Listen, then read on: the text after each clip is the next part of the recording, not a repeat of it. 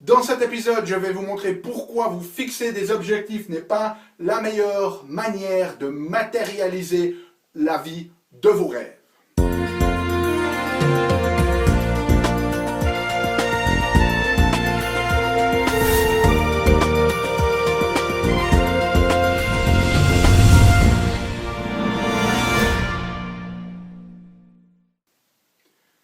Parce que la vie est bien trop magique pour être petite et que nous avons tous besoin d'une prescription pour vivre en conscience et faire que nos rêves dévorent notre vie. Bienvenue à un nouvel épisode d'une grande vie. Je suis le Dr Yannick Pauly. Merci de me rejoindre une fois de plus.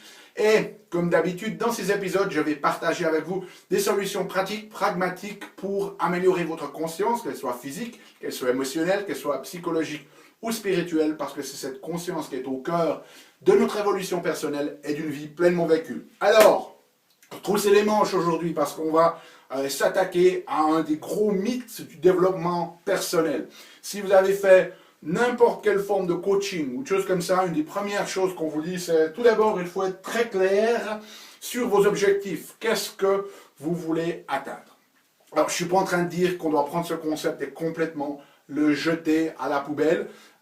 Il peut vraiment nous servir. Mais j'aimerais vous donner une distinction sur cette manière de faire parce que vous allez voir que le fait de se fixer des objectifs a en fait des limites et peut vraiment avoir un impact contre-productif sur ce que vous désirez créer et matérialiser dans votre vie. Et je vais vous montrer une alternative qui est beaucoup plus saine, beaucoup plus constructive, beaucoup plus efficace, si vous voulez, dans la création. Alors, la première raison pour laquelle se fixer des objectifs peut être contre-productif, c'est que se fixer des objectifs, en général, ça diminue notre bonheur actuel. Okay. Qu'est-ce que je veux dire par là? C'est que dès le moment où vous vous fixez un objectif, cet objectif, en général, si vous êtes ici, cet objectif, lui, il est à distance dans le temps. Donc, vous créez un espace, si vous voulez. Et dès le moment où vous commencez de vous focaliser sur un objectif, alors prenons un exemple concret, vous avez envie d'écrire un livre. À chaque fois que vous pensez à votre objectif, au lieu d'être potentiellement inspiré, une des possibilités, ça on le voit chez beaucoup de gens que nous accompagnons, on se met la pression. C'est-à-dire que là, on se dit, j'y suis pas encore. Et ça, c'est vraiment problématique parce que on finalement déplace notre bonheur, au lieu d'être heureux dans le moment présent, on le déplace sur cet objectif futur. C'est-à-dire que on entre dans cette notion de « je serai vraiment heureux quand mon livre sera fini. Je serai vraiment heureux quand j'aurai eu cette promotion. Je serai vraiment heureux quand j'aurai eu tant d'augmentation en plus sur mon salaire. Je serai heureux quand j'aurai perdu 15 kilos. » Donc on déplace notre bonheur dans le futur. Et puis, ça c'est problématique parce que ça veut dire que maintenant, nous sommes moins heureux dans le moment présent. Et combien de personnes se fixent des objectifs qui sont vraiment très nobles, de service, de contribution, mais finalement qui vont à l'encontre de ces objectifs avec un sentiment de mal-être et de bonheur réduit. L'idée, c'est, comme on le verra après, ne pas se focaliser sur l'objectif, mais se focaliser sur le processus qui va arriver à la création de ces choses-là et que nous puissions être heureux dans l'application quotidienne de ce processus, de ce système. On va y revenir. La deuxième notion, c'est que l'objectif que vous vous fixez, il peut être dangereux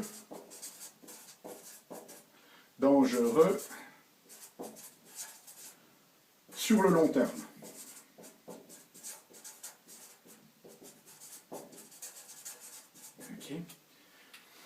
Imaginons la chose suivante. Imaginons que vous voulez perdre du poids.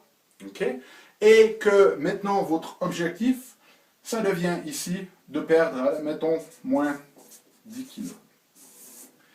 Ce que l'on voit énormément de gens faire, c'est qu'ils vont choisir une tactique, une stratégie pour perdre du poids qui peut être contre-productive pour leur santé future. C'est-à-dire que, par exemple, pour atteindre cet objectif, ils vont réduire drastiquement des calories. Et quand ils arrivent à leur objectif, ils laissent tomber leur régime, et qu'est-ce qui se passe? Effet yo-yo. Okay? Et peut-être que oui, ils ont réussi à perdre ces 10 kilos en 2 mois. Mais s'ils avaient agi différemment, s'ils avaient mis en place, comme je vous montrais, un système qui les rend heureux dans le moment présent, de pouvoir faire ce qu'ils ont envie de faire dans le moment présent, et d'être heureux juste dans l'accomplissement de cette pratique, de cette habitude, eh bien, au bout d'un moment, à force d'avoir mis en place une nouvelle stratégie qui est de bien manger, finalement, ils seraient aussi arrivés au fait de perdre 10 kilos, mais ça aurait peut-être pris 6 mois, une année, leur objectif aurait été accompli, mais ils auraient mis en place une stratégie qui est beaucoup, beaucoup plus saine pour eux sur le long terme. Alors, certaines fois, ça peut être néfaste, certaines fois, ça ne peut pas, ça peut juste ne pas être constructif. Je me souviens d'un ami, par exemple, qui avait comme objectif d'écrire un livre, et puis un jour, il m'envoie un mail et il me fait « Waouh, on a tellement bossé maintenant sur ce livre depuis quelques années, je suis vraiment heureux d'arriver au bout. » Donc finalement, la notion qu'une fois que le livre est fait, tous les efforts qu'il a fait pour écrire ce livre, eh bien finalement vont s'arrêter à ce livre. S'il avait pris l'autre notion, celle que je vais vous proposer là, de trouver de la joie et du bonheur dans le fait d'écrire chaque jour, mettons une page, hein, ou de prendre 20 minutes chaque jour pour écrire, parce que c'est ce qu'il aime faire, parce que ça lui apporte du bonheur, eh bien, on imagine que, hein, mettons qu'il écrive une page et qu'un livre moyen c'est de, mettons, 150 pages, je prends des chiffres au hasard ici, mais s'il écrit une page par jour, okay, sans avoir aucun objectif particulier pour un seul livre, eh bien vous voyez qu'en faisant une page par jour, chaque année, il aurait 365 pages à un livre de 150 pages peut-être, ou même, mettons un livre de 300 pages, ben ça il ferait un livre par année. Et il n'a pas à se mettre la pression pour ce livre-là, au point que quand il arrive bientôt au bout, tout ce qu'il a envie de faire, c'est de ne plus écrire parce qu'il était dans un état de mal-être pour faire ce livre. Alors que si il prenait du bien-être, du bonheur dans le fait d'écrire chaque jour un petit peu, d'avoir une habitude, une pratique, un système d'écriture, eh bien ça veut dire qu'il serait capable de produire quasiment un livre, voire plus par année, sans se mettre la pression. Pour vous donner une idée de cette notion-là, j'ai une fois une patiente, pour vous montrer à quel point ça peut vraiment tordre notre psychologie, qui avait des problèmes pulmonaires, qui allait chez un pneumologue, et elle fumait. Donc le pneumologue a dit, écoutez, votre taux de capacité respiratoire est en dessous d'un seuil, c'est pathologique, il faut absolument arrêter de fumer. Et en arrêtant de fumer, en l'espace d'une année et demie, eh bien, elle a récupéré de cette fonction pulmonaire qui a dépassé ce seuil, si vous voulez, diagnostic. Le pneumologue l'a félicité, et maintenant qu'elle avait atteint cet objectif pulmonaire, qu'est-ce qu'elle a fait? Elle s'est remise à fumer. Okay. Donc, vous voyez à quel point ça peut avoir un impact. Alors vous allez me dire, ouais, moi ça m'arriverait jamais à moi, mais psychologiquement, subconsciemment, c'est ce qui peut se passer. C'est-à-dire que ça peut être dangereux pour le long terme, ou du moins pas autant constructif, parce que par exemple, dans le cas d'un régime, ça peut être dangereux dans cet effet yo-yo parce qu'on choisit des mauvaises stratégies pour y arriver. Ou alors, dans le cas de mon ami, ben, au lieu de servir l'humanité en contribuant à un livre chaque année, il a vraiment mis la pression pour juste un livre et ensuite a eu envie d'arrêter. Et puis le troisième élément, ben, c'est que finalement, on n'a pas le contrôle sur les résultats. Hein, c'est-à-dire qu'on peut se fixer un objectif, mais finalement, on ne peut pas prédire l'avenir. On n'a pas le contrôle là-dessus. Donc, on ne peut pas planifier notre bonheur sur l'obtention d'un résultat parce que c'est pas sûr qu'on l'obtienne. Et ça vous est déjà très certainement arrivé. Et ça, c'est un peu le problème du développement personnel. Hein, c'est qu'il nous donne toujours les histoires de la personne qui contre tous les obstacles à réussir. Hein, on vous parle toujours du gagnant, du millionnaire à la loterie, mais on ne vous parle jamais des millions d'autres qui ont perdu de l'argent en achetant le ticket. Okay? Et imaginez que vous voulez un poste de travail, c'est le poste de travail de vos rêves. Vous pouvez faire tout ce que vous voulez, vous pouvez visualiser, vous pouvez développer une stratégie communication pour entrer en contact avec la société, pour bien connaître cette société de fond en comble. S'il y a 10 personnes et qu'elles ont toutes les mêmes compétences, peut-être qu'ils vont choisir quelqu'un d'autre. Donc vous ne pouvez pas placez votre bonheur sur l'obtention du résultat. C'est essentiel que vous placiez votre bonheur sur le fait de donner le meilleur dans le moment présent là-dessus. Donc vous allez à l'entrevue pour le job et vous donnez le meilleur de vous-même. Et c'est ça qui devrait vous satisfaire, pas si vous obtenez le job ou pas. Parce que si vous êtes dépendant du résultat et que vous n'avez aucun contrôle sur ce résultat-là, eh bien ma foi, vous allez être vraiment déçu et ça va affecter votre bonheur et votre satisfaction de vie. Et il y a plein de choses comme ça. Vous pouvez lancer une entreprise et ça peut tomber juste au mauvais moment dans une crise économique et vous pouvez partir en faillite. Et si vous êtes focalisé sur le fait d'avoir juste une entreprise, eh bien à ce moment-là, vous allez abandonner. Alors que si vous êtes focalisé sur le fait de servir, de donner de la valeur, d'ajouter de la valeur à l'humanité, tous les jours, indépendamment des circonstances extérieures, eh bien, il n'y a pas le risque, finalement, de ce genre de choses. Donc, ce qu'on veut faire ici, eh bien, c'est installer une habitude ou un système. Ok ?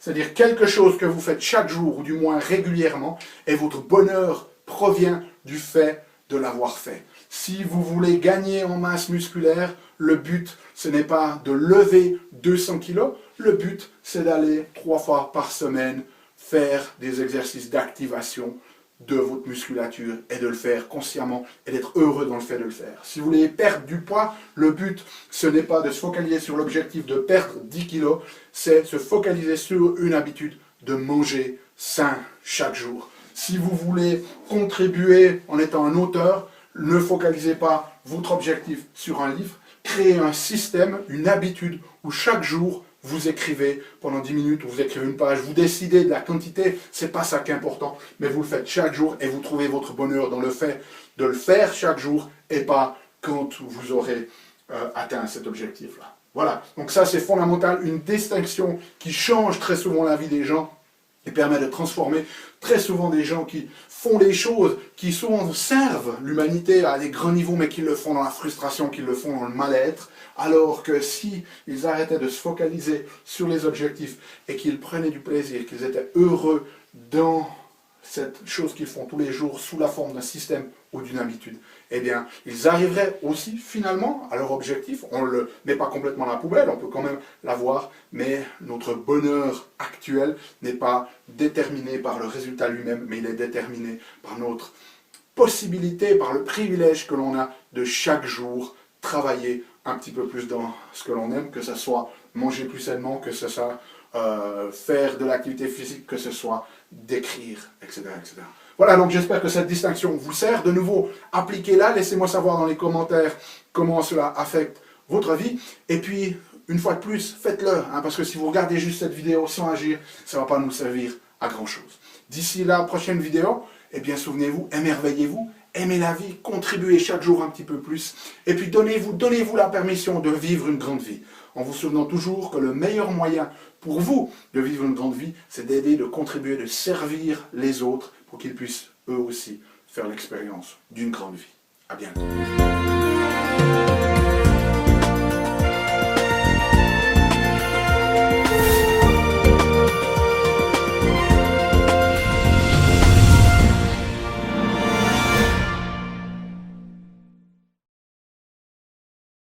Salut, c'est Yannick. Alors, t'as aimé cet épisode? Sais-tu que tu peux rester connecté et même approfondir le sujet en faisant 3 choses? La première, tu peux t'inscrire à mon compte YouTube. De cette manière, tu seras informé des prochains épisodes.